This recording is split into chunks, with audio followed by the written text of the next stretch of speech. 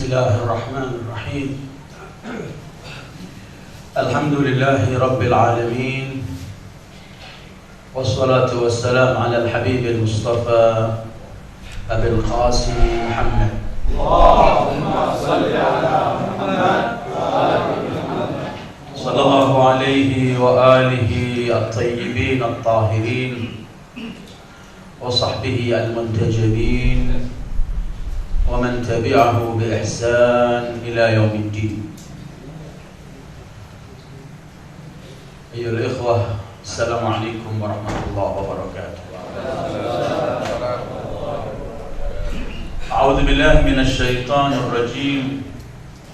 فقلت استغفروا ربكم إنه كان غفارا يرسل السماء عليكم مدرارا ويمددكم بأموال وبنين ويجعل لكم جنات ويجعل لكم أنهارا. صدق الله العلي العظيم. Alhamdulillah, pada malam ini kita dipertemukan lagi oleh Allah Subhanahu wa Ta'ala setelah kita libur dalam bulan suci Ramadan. Mudah-mudahan nafahat dan berkah serta semangat yang ada pada kita di bulan Ramadan itu tetap kita bawa sampai kita berjumpa dengan bulan Ramadan yang akan datang. Dan walaupun terakhir dan mungkin belum akhir,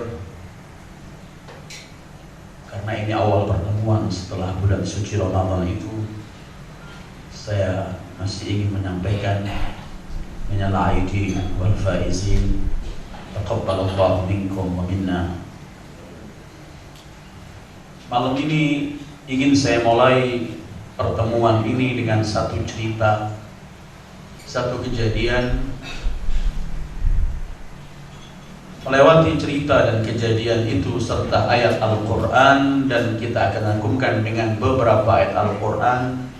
Kita akan mengkaji tafsir melalui dan dari cerita itu insyaallah. Cerita ini diriwayatkan oleh Ibnu Abbas. Beliau pernah berkata, aku menyaksikan ketika aku duduk dengan Amirul Mukminin Ali bin Abi Thalib alaihissalam, ada beberapa orang tanya. Salah satu dari mereka datang kepada imam, kemudian ia berkata, ya Amirul Mukminin, kebunku kering, kekurangan air, mintakan kepada Allah agar mendapatkan kecukupan.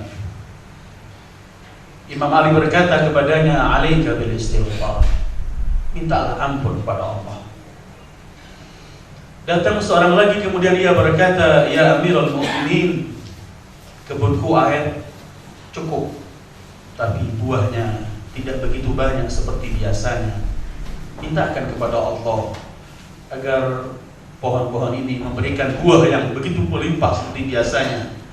Imam Ali berkata kepada orang itu, alaika bil istighfar, mintalah ampun kepada Allah.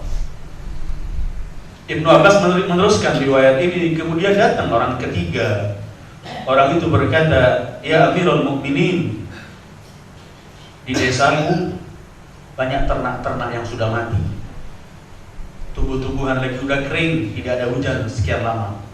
Mintalah kepada Allah agar diturunkan hujan untuk kami. Imam Ali sekali lagi beliau berkata kepada orang ketiga ini, alaika bil istighfar, mintalah ampun kepada Allah. Ibnu Abbas meneruskan riwayatnya, kemudian beliau berkata, datang orang yang keempat. Ia berkata, ya Amirul Mukminin, Allah berikan kepadaku harta yang berlimpah, walhamdulillah, aku cukup semuanya. Cuman aku tidak punya keturunan, ya Amirul Mukminin. Doakan agar aku diberi oleh Allah keturunan. Imam Ali berkata kepada orang ini, alaika bil istighfar, mintalah ampun kepada Allah. Setelah mereka itu keluar semua, Ibnu Abbas bertanya, ya Amirul Mukminin, permintaan yang semuanya berbeda-beda, tapi jawabanmu hanya satu. Semua yang mereka minta, kamu cuma berkata alaika bil istighfar. Imam Ali kemudian beliau berkata, ya ibna ammi, ama taqra fi Nuh qawluhu tabaraka wa ta'ala, faqultu astaghfiru rabbakum innahu kana ghaffara yursilis samaa 'alaikum midrara wa yumdidkum bi amwalin wa banin wa yaj'al lakum jannat wa yaj'al lakum anhara. Hei anak pamanku, tidakkah engkau membaca dalam surat Nuh ketika Allah berfirman menceritakan atas lisan Nuh, aku berkata kepada kaumku, beristighfarlah, mintalah kalian ampun kepada Allah.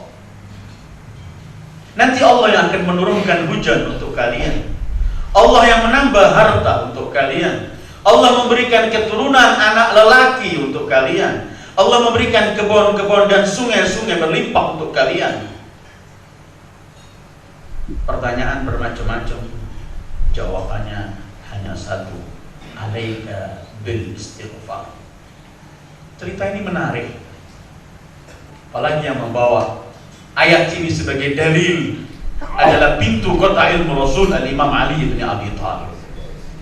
Maka ayat yang beliau bawa itu menunjukkan bahwa di sana sebenarnya ada hubungan yang erat antara istighfar, mohon ampun kepada Allah, dengan hal-hal yang terjadi di sekeliling kita. Sebenarnya apa hubungan itu dan bagaimana? Dan ini menarik untuk kita kaji, tapi pertama harus kita yakini terlebih dahulu bahwa seluruh alam semesta ini ditentukan oleh Allah. Allah yang menciptakan, kemudian Allah yang mengatur seluruh undang-undang di alam ini.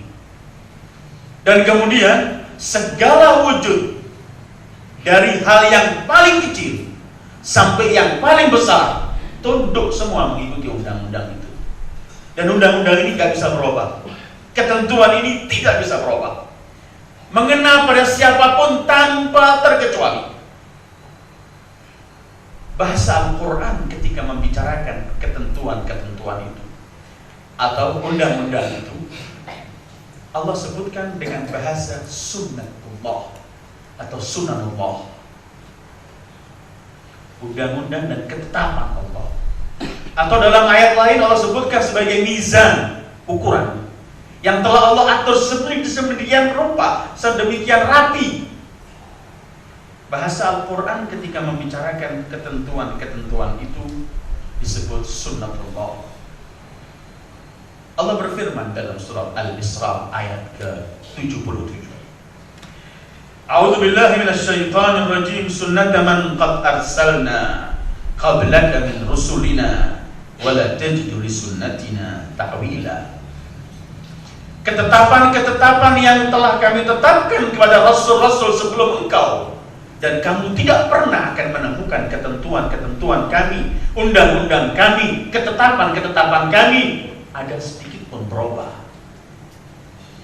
Atau kita menemukan dalam surat Fatir ayat 43 dengan bahasa yang sama Allah menyebutkan, A'udzu billahi minasyaitonir rajim, fahal yanzuruna illa sunnatal awwalin falan tajida li sunnatillahi tabdila walan tajida li sunnatillahi tahwila.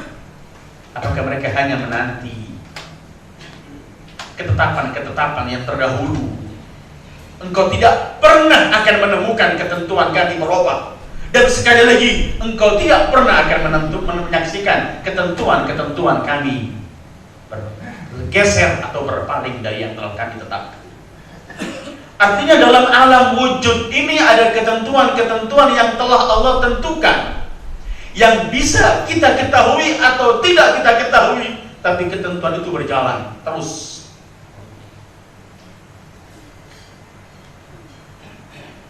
Pernah kita bahas dalam majelis ini, ada 2 kali pertemuan kita membahas masalah hukum Allah.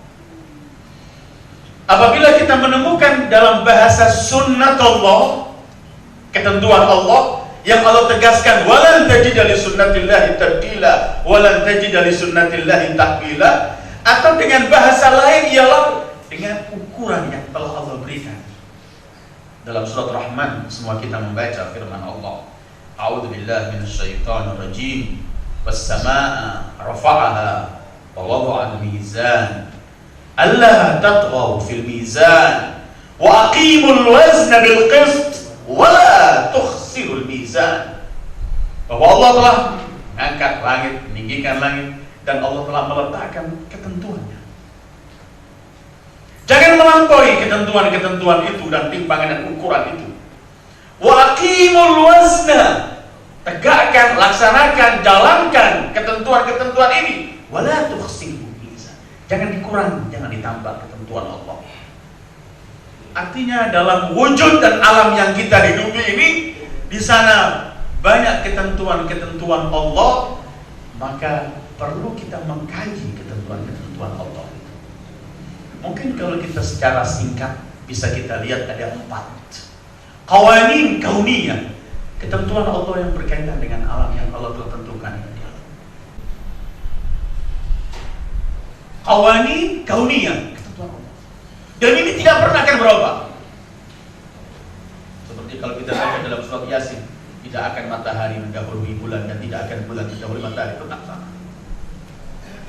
Atau kedua, qawanin ijtimaiyah, ketentuan undang-undang Allah, ketetapan-ketetapan Allah yang berkaitan sosial, kaitan dengan seperti bagaimana keadilan, akhlak, tata krama kehidupan dengan umat dan masyarakat, berpolitik.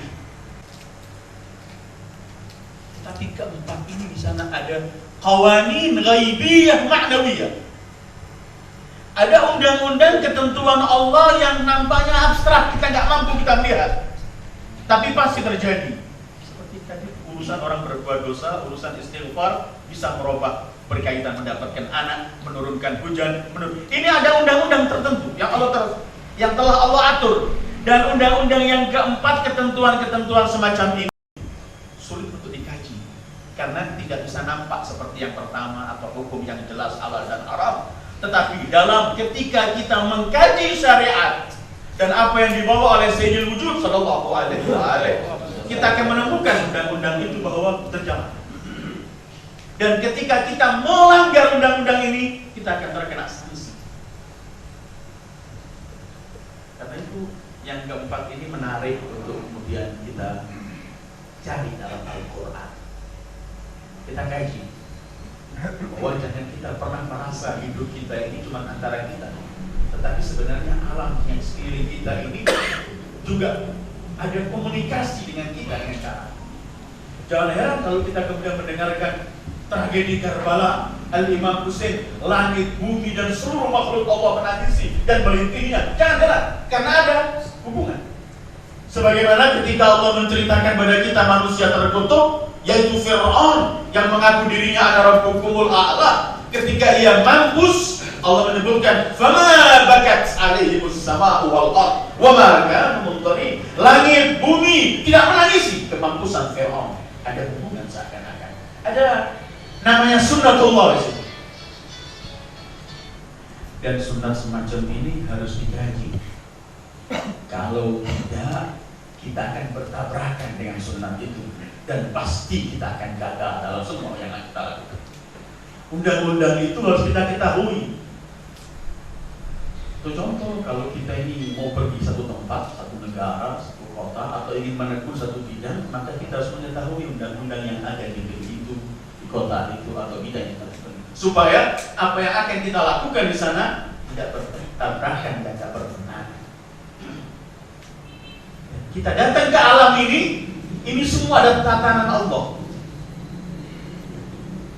Sedikit kita menyimpang, pasti kita kena, karena kita melawan arus. Dan akan ada reaksi dari sekeliling kita ini, pasti. Saya buat contoh yang simpel. Kalau di rumah tangga kita ada undang-undang, ada ketentuan yang telah ditetapkan bersama oleh anggota keluarganya, bahwa 4 rumah kita harus bersih. Maka biasanya kita memakai pembantu atau kita orang kerja sendiri, penting tempat-tempat harus bersih, tempat tamu, ruangan tamu, kamar dan sebagainya. Kalau kita bayangkan ada seorang masuk ke rumahnya, kemudian ia melihat ketika masuk seluruh anggota rumahnya, anaknya, istrinya, saudaranya, semua sedang bersih-bersih rumah.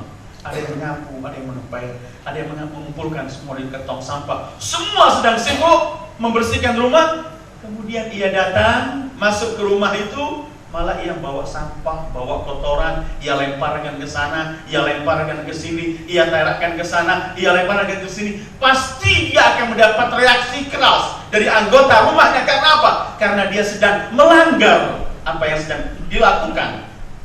Ketentuan yang sedang dilakukan dilanggar. Pasti dia akan mendapatkan reaksi yang tidak enak dari anggota keluarganya. Mungkin dicaci, mungkin dicela, bahkan mungkin bisa berkelahi. Karena apa? Dia sedang bertentangan dengan sunnah atau undang-undang dan ketetapan yang ada di rumah itu. Atau kita melihat ada sungai yang deras mengalir mungkin dari timur ke barat, atau barat ke timur airnya. Kita melihat dua orang datang, dua-duanya berenang. Yang satu mengikuti arus, dia cuma menggerakkan tangan dan kakinya, cepat dia berjalan.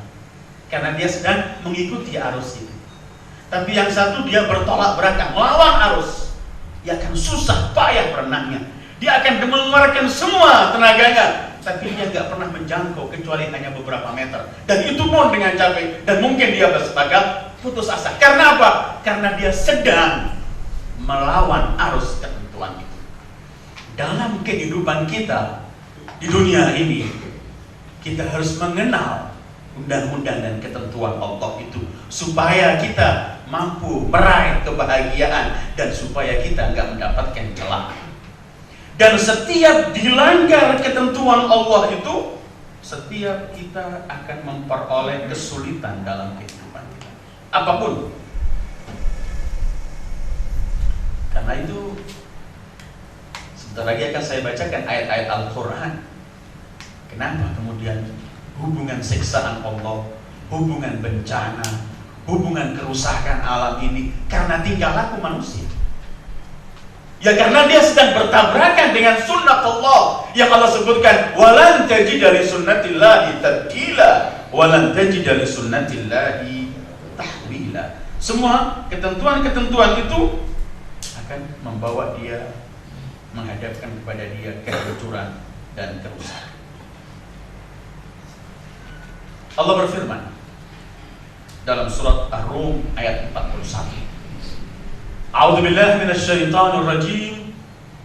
Dhaharal fasadu fil barri wal bahri bima kasabat aydin nas liyudhiqahum ba'dal ladzi 'amilu la'allahum yarji'un. Telah nampak kerusakan di darat maupun di lautan karena ulah tangan manusia. Allah akan memberikan sanksi pada mereka supaya mereka insaf dan kembali kepada Allah, kemudian mengikuti sunnatullah kembali, tidak melawan. Ketika mereka melawan ketentuan Allah, terjadilah kerusakan di laut maupun di bumi. Sering kita mendengarkan hutan gundul, terjadi di mana-mana banjir. Karena sedang melawan ketentuan Allah. Bagaimana Allah letakkan dalam pokok dan pohon ini, bagaimana bisa menyerap air dan semuanya. Ketika kita lawan, dhaharul fasadu fil barri wal bahri bima kasabat aydin nas. Karena itu ketika Allah menceritakan kepada kita mengenai umat-umat terdahulu yang mereka mendapatkan sanksi dan siksaan dari Allah di dunia ini sebelum akhirat. Ketika Allah menceritakan semua itu, Allah ceritakan begini, bahwa semua ini, datangnya semua ini karena ulah mereka. Al-Ankabut ayat 40, Allah berfirman, A'udzubillahi minasyaitonir rajim, fakullan akhadna bidambih. Fakullan akhadna bidambih. Faminhum man arsalna alaihi hasiba, wa minhum man akhadathu as-sayha, wa minhum man khasafna bihi al-ard, wa minhum man aghraqna wa ma kana Allah liyadhlimahum walakin kanu anfusahum yadhlimun. Semua sanksi ini kami berikan, semua siksaan ini kami berikan bidzambi, karena perbuatan dosa yang mereka lakukan. Kaum Ad kena angin topan yang begitu dahsyat, hasibah. Kaum Tsamud kena gempa yang begitu dahsyat, akhadathus sayhah. Qarun kena dibelah oleh Allah, bumi dimasukkan, khasafna bihi wa bidarihil ard. Fir'aun, Haman dan semuanya aghraqna, kami tenggelamkan mereka. Kemudian Allah mengakhiri, Allah tidak menzalimi mereka, tapi mereka lah yang menzalimi diri mereka sendiri. Di mana letak mereka menzalimi diri mereka? Karena mereka bertentangan dengan sunnatullah. Sunnatullah ini gak pernah berubah. Siapa saja kena. Api membakar, siapapun megang api, kafir, mukmin, soleh, toleh, orang yang ahli ibadah, gak ahli ibadah, megang api terbakar. Kecuali kalau pemilik api ini mengambil sunnahnya, mengambil kefungsian apinya, seperti Allah masukkan Ibrahim, maka api menjadi bardan wassalam. Kalau enggak, siapapun kena. Fakullan akhadna bidzambi. Jadi kalau orang itu, kalau Ibnu Abbas menceritakan yang datang pada Imam Ali 4 dengan semua macam-macam, kalau yang datang 1000 pun jawabannya gitu Imam Ali, alaika bil istighfar, karena dia sedang bertentangan dengan sunnatullah. Fakullan akhadna bidzambi. Atau kita menemukan contoh mungkin yang paling populer sebagai contoh itu ketika Allah menceritakan dalam surat Saba berkaitan dengan negeri Saba yang Allah berikan kekayaan yang berlimpah ruah. Kemudian mereka diberi oleh Allah kebun-kebun yang subur dengan air mata yang cukup, dengan mata air yang cukup dan semuanya. Tapi ketika mereka berpaling, Allah habiskan semua itu. Atau kita bisa melihat dalam cerita surat Al-Qalam.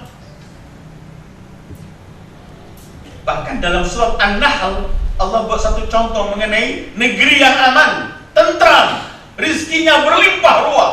Tapi ketika mereka berpaling, mulai bertentangan dengan sunnatullah. Coba kita menemukan dalam surat An-Nahl 112. Biar saya lewat dengan ayat-ayat dahulu, baru kita akan kaji sunnah-sunnah itu apa saja yang kita akan temukan di dunia. A'udzu billahi minasyaitonir rajim. Wa daraballahu mathalan qaryatan kanat aminatan mutmainnatan ya'tiha rizquha ragadan min kulli makan fakafarat bi'an'amillah fa'adaqaha Allah libasal ju'i wal khawfi bima kanu yasna'un. Allah contoh berkaitan menceritakan satu desa, satu negeri aminah, aman, mutmainnah, penghuninya semua tentram, terus rizkinya datang dari semua penjuru. Biasanya negeri itu kalau aman dulu, kemudian masyarakatnya tentram, baru rizki itu dari mana-mana orang mau invest ke negeri itu, baru ya'ti rizquha min kulli makan, rizkinya datang dari semua tempat untuk mengembangkan apa yang ada di negeri itu. Tetapi penghuninya kafarat, mengingkari semua itu, melawan arus ketentuan Allah. Allah hancurkan itu, dan Allah jadikan mereka jadi negeri yang miskin, terkena lapar, khauf, rasa takut. Kenapa? Bima kanu yasna'un, yang ulah yang mereka lakukan.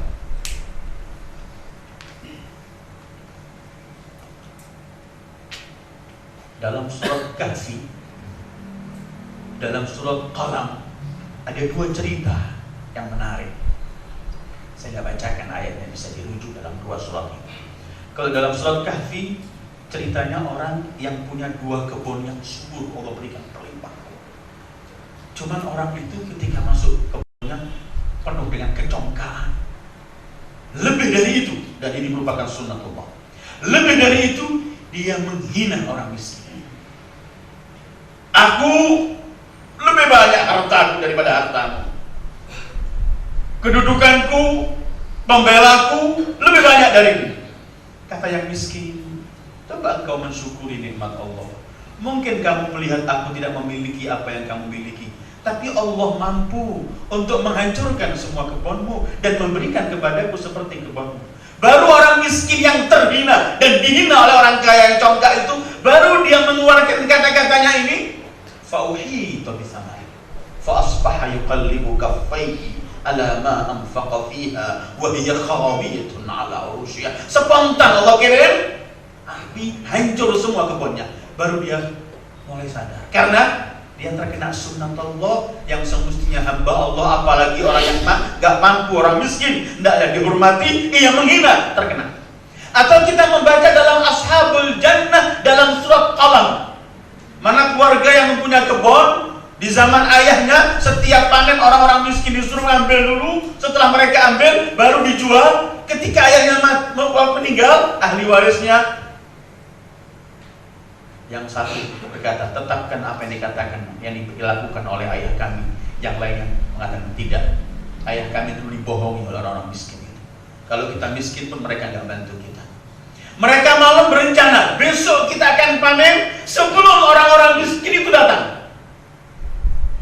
Karena di zaman ayah mereka, waktu panen itu sudah diketahui miskin, mereka datang dulu dan ayahnya membuka kebun mereka, ngambil selesai. Mereka berunding, jangan sampai Allah yadkhulanna alaikumul yauma miskin. Jangan sampai satu miskin pun masuk ke kebun kita. Mereka malam berencana, besok pagi ada dua lah hartikum. Subuh mereka berkata, cepat, ayo. Ketika mereka sampai, ternyata ketika mereka berencana tadi, ya malam itu juga ketika mereka berencana ingin melakukan perbuatan keji terhadap orang miskin, di malam itu juga Allah utus api dan membakar semua kebun mereka, bertentangan dengan sunnatullah. Dari ungkapan Al-Imam Ali bin Abi Thalib, pintu batain Rasul. Beliau ini pernah menyampaikan satu kalimat yang singkat, tetapi kalimat ini beliau ingin menjelaskan kepada manusia sepanjang kehidupan ini, nilaimu wahai manusia, hargamu cuma ada di sini. Ada kalimat simpel dan ini masih berkaitan dengan sunnatullah. Imam Ali pernah menyebutkan begini, qimatu kulli imri'in ma yuhsinu. Nilai seseorang itu, harga seseorang itu dengan apa kebaikan yang dia lakukan. Apa yang ia berikan untuk melakukan sesuatu. Ini sebenarnya, wujud ini sebenarnya memiliki nilai, memiliki arti bukan manusia. Bahwa seluruh jagat wujud ini memang Allah jadikan segala wujud ini memberikan. Semua memberi. Kan yang memberi. Lihat matahari memberikan sinarnya, tumbuh-tumbuhan memberikan daunnya, buahnya, kayunya. Ini burung-burung kicin juga memberikan suara merdunya. Mawar di tengah-tengah duri pohonnya masih juga memberi mawar. Semua yang ada ini karena nilai dia itu adalah ukuran nilai dia, harga dia tergantung apa yang ia beri. Ini lampu. Ketika kita beli lampu ini ada nilai. Tapi kalau lampu ini jamnya sudah habis, nggak menyala lagi. Bentuknya sama, semuanya sama, tapi dia nggak berfungsi lagi, maka lampu itu nggak bernilai. Karena apa? Dia sudah nggak bisa memberikan. Lampu persis kita lihat. Tapi ini menjadi mahal kita beli karena apa? Bukan cuma karena gelasnya, karena belinya, tapi dia memberikan penerangan. Imam Ali menyebutkan qimatu kulli imri'in ma yuhsinu. Nilai seseorang itu apa yang ia kebaikan yang ia lakukan. Kalau enggak, kata nilainya. Wujud semua yang memberi. Enggak ada wujud yang memberi.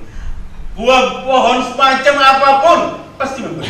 Tidak memberikan buahnya, daunnya, enggak memberikan daunnya, kayunya, enggak memberikan kayunya, cukup orang berteduh di bawahnya, segala macam. Semua kita kalau duduk, kalau mau meneliti, kita duduk, kita lihat seluruh alam ini semua memberi. Dan ternyata yang memberi itu baru layak untuk mendapat. Lautan itu memberi dengan proses hujan yang diangkat oleh awan. Tetapi dia memberi, tapi airnya juga kembali kepada dia ketika hujan sampai kepada dia. Hidup manusia ketika Imam Ali menyebutkan ternyata memang itu sunnatullah dalam kehidupan. Apabila kemudian seluruh makhluk berlomba dan mengikuti sunnah itu, kalau manusia tidak kemudian enggak memberi, maka dia enggak ada nilai.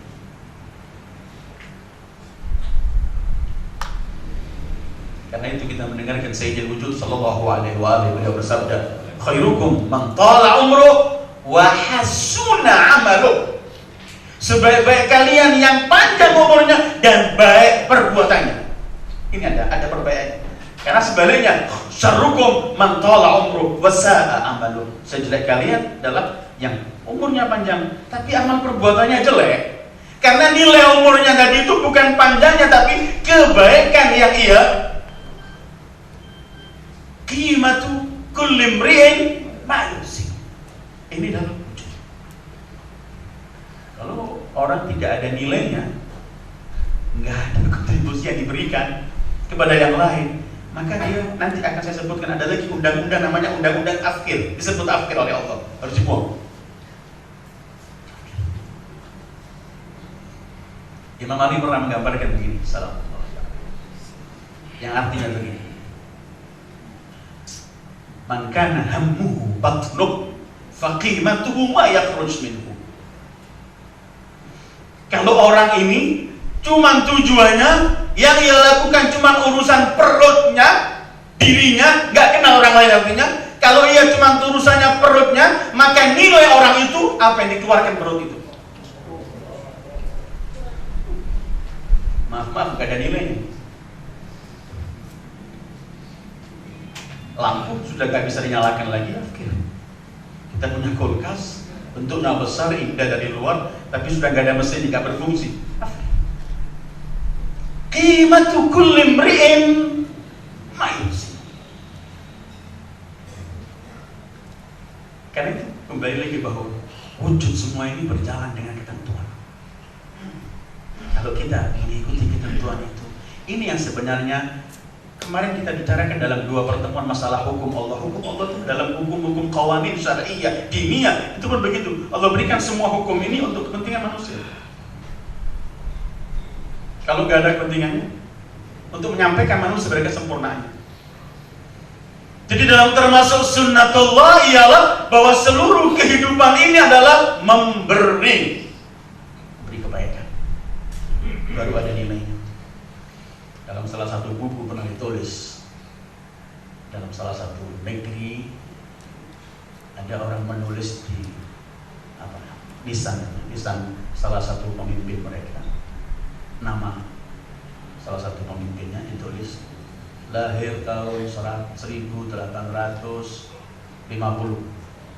wafat tahun 1920, umurnya setahun. Padahal harusnya 70 tahun. Ditulis umurnya setahun. Kenapa? Cuma setahun itu dia pernah memberikan kebaikan pada yang lain. Dan itu umur dia.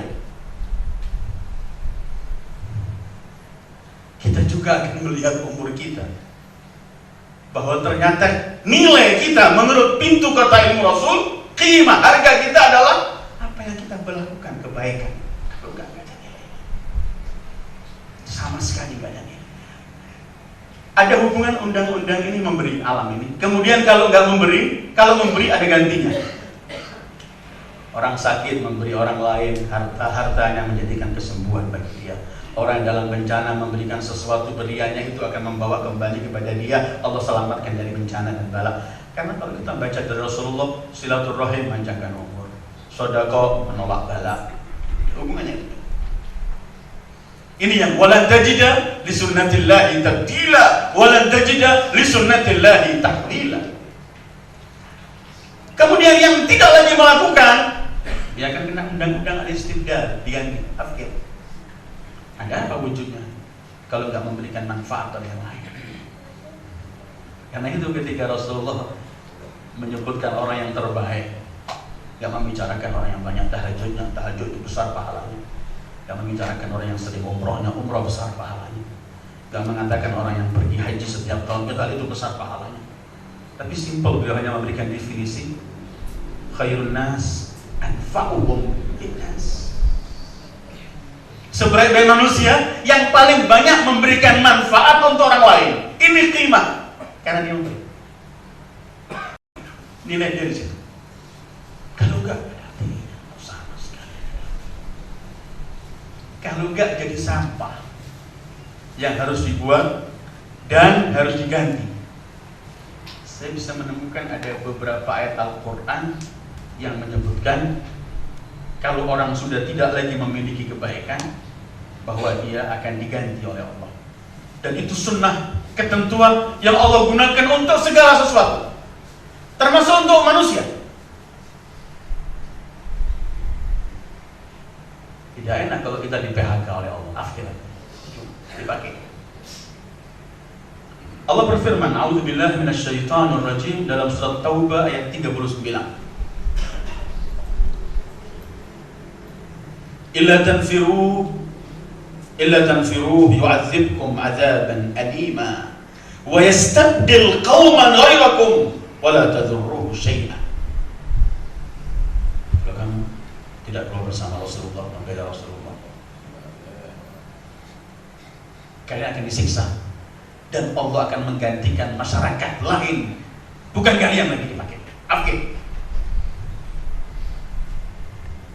Dan kemudian keberadaan kalian ya tuh saya nggak bakal menyakiti, mengalahkan, merugikan orang semua. Atau yang paling populer kita baca dalam akhir surat Muhammad sallallahu alaihi wasallam, ketika Allah berfirman, wa in tatawallaw yastabdil qauman ghairakum tsumma la yakunu amsalakum. Kalau kalian berpaling, Allah gantikan umat lain yang tidak seperti kalian.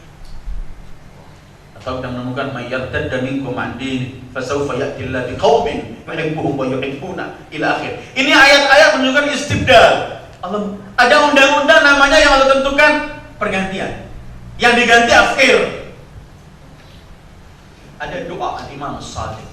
Dalam salah satu doanya beliau menyebutkan begini. Allahumma waj'alni mimman tantasiru bihi lidinik wala tastabdil bi ghairi. Ya Allah, jadikan aku orang yang Engkau gunakan untuk membela agamamu. Jangan diganti orang lain selain. Takut kalau diganti berarti akhir. Wala tastabdil bi ghairi. Karena yang diganti oleh Allah berarti dia sudah akhir.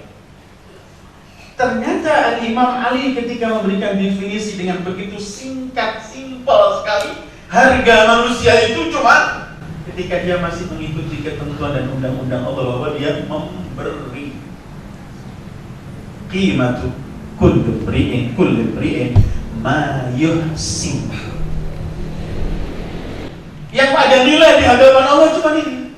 Ya tinggal kita duduk, kita merenung umur kita ini. Kalau kita sudah 30, 40, 50, 60, 70, sekali-kali kita duduk, kita lihat umur kita ini, apa yang sudah kita lakukan dalam umur ini. Kalau kita tidur sehari 8 jam, berarti kalau umur kita 60 tahun, yang 20 tahun tidur. Ambil lagi 20 tahun kena hajat di dalam, berapa puluh tahun lagi. Sekian tahun di kamar mandi, sekian tahun. Akhirnya kita lihat umur kita ini yang mungkin sehingga punya qimah, punya nilai. Mungkin setahun, 2 tahun atau kurang.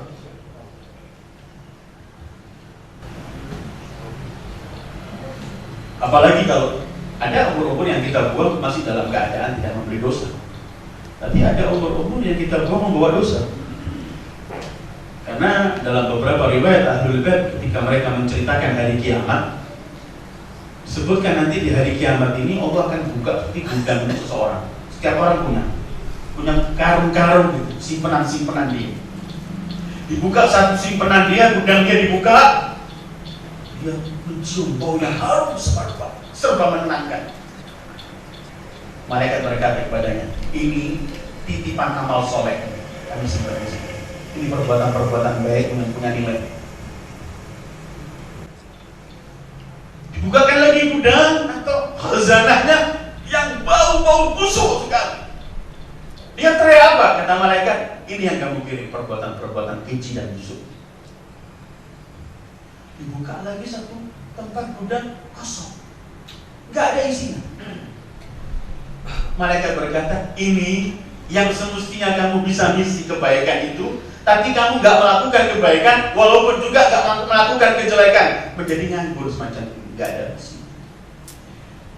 Ayo ikhwan, ada sunnatullah namanya al-haya akhdul wafa, bahwa nilai kita itu adalah apa yang kita berikan. Qimatu kulli imri'in ma yuhsin.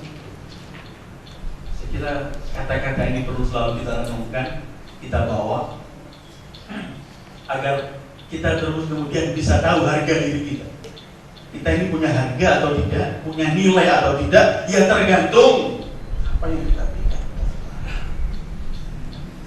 Ayo ikhwah, itu beberapa ayat-ayat Al-Quran yang menjelaskan mengenai bahwa di sana ada hubungan antara sunnatullah dengan yang lain. Apapun yang kita lakukan ini memiliki hubungan, dan Allah mengatur alam ini dengan sunnah yang ada semacam itu. Sunnah itu harus kita kaji melalui kacamata syariat, dengan keyakinan mutlak. Sebelum saya akhiri, bahwa apa tuntunan yang disampaikan oleh Sayyidul Wujud Muhammad Sallallahu Alaihi Wasallam itu tuntunan yang ingin memberikan kebahagiaan kepada kita, supaya kita tetap berbarengan dengan ketentuan-ketentuan Allah yang Allah adakan, yang tentukan di alam. Dan setiap pelanggaran berarti situ ada penyimpangan kita terhadap ketentuan. Karena itu ada orang datang dari rumahnya ingin tanya Rasulullah. Dari rumahnya siap-siap ingin hadir majlis Rasulullah, ingin bertanya. Dia pergi. Begitu duduk di hadapan Rasulullah, Rasulullah masih banyak dengan tamu-tamu dan sahabatnya. Dia belum bicara, Rasulullah manggil dia. Ji'ta tas'alu 'anil birr. Kata Rasulullah, kamu nampaknya datang ingin tahu apa sih perbuatan baik. Orang itu teriak, setiap saat kami dinampakkan untuk selalu tambah yakin mengenai engkau ya Rasulullah. Memang aku datang untuk bertanya, untuk tanya apa al-birr. Beliau kemudian memberikan definisi perbuatan baik. Al-birru matma'annat ilahi nafsuk, wal ismu ma'ahaka fi sadri wa karibta ayyatali 'alaihi nas. Perbuatan baik itu ialah yang apabila perbuatan kamu lakukan perbuatan itu, hatimu merasa senang, tentram. Dan dosa itu ialah perbuatan kalau kamu lakukan, kamu gelisah dan kamu takut orang lain mengetahui perbuatan itu dosa. Berarti apa? Ada penyimpangan dari sunnatullah ketika ia melakukan pelanggaran itu. Kalau kita nggak bawa SIM atau STNK, kita lewat, ada polisi dari jauh saja. Polisi itu mungkin manggil kita bukan untuk menghilang, cuma mungkin dia manggil untuk tanya sesuatu. Begitu kita kena panggil, kita sudah langsung gelisah. Karena apa? Kita melanggar. Padahal mungkin dia enggak. Semacam itu orang menurut Rasulullah. Apabila orang masih fitrahnya benar, ketika melakukan kebaikan, itma'annat ilaihi nas, tentram hatinya. Ada orang habis mengeluarkan uang banyak membantu orang, mengeluarkan bukan menerima, tapi hatinya lega. Karena apa? Dia bisa membantu orang. Tapi ada orang berbuat dosa, pasti dia sembunyi-sembunyi dan dia nggak mau orang lain melakukan perbuatan dosa. Tapi jangan kita bertanya, ada orang berbuat dosa bangga, itu orang yang sudah menyimpang dari fitrah naluri manusia aslinya. Jadi inilah ayat-ayat yang kita kaji hari ini. Mudah-mudahan kita tergolong orang yang mengikuti sunnatullah. Mudah-mudahan kita tergolong orang yang mengiyakan apa yang dibawa Sayyidul Wujud, agar kita kemudian hidup bahagia. Dan mudah-mudahan kehidupan kita ini ada nilai di hadapan Allah, di hadapan Rasulullah, supaya benar-benar ketika kita kembali kepadanya, kita memiliki sesuatu yang kelak akan diberi dan dibalas oleh Allah. Wassalamualaikum warahmatullahi wabarakatuh.